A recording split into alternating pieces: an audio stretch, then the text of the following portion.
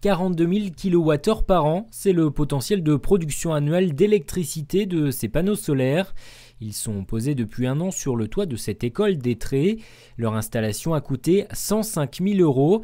Si une partie du projet a été financée par la région et une banque, les internautes sont désormais appelés à soutenir également le projet.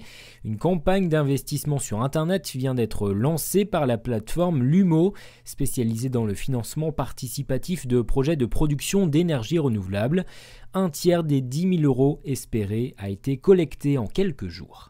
En général, c'est des personnes qui sont sensibles à la question de l'environnement, de l'énergie, qui ont envie qui se disent qu'est-ce que je peux faire pour encourager les énergies renouvelables sur mon territoire et qui là, dès 25 € peuvent dire moi ce projet je trouve ça bien, je pense qu'il faut qu'il y en ait d'autres et donc je participe.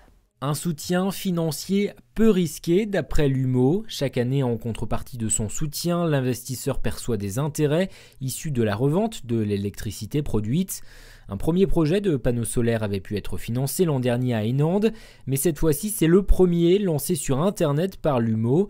La société espère attirer principalement des financeurs locaux, des particuliers, des associations ou des entreprises qui viennent ainsi investir en complément des banques.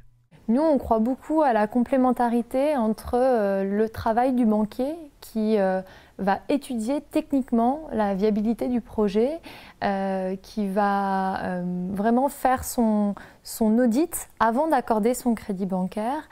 Et nous, c'est vraiment une complémentarité citoyenne sur ce type de projet. On souhaite que la banque continue à jouer son rôle de banquier, mais on souhaite aussi que les citoyens aient davantage la possibilité d'investir sur des projets qui sont concrets à côté d'eux.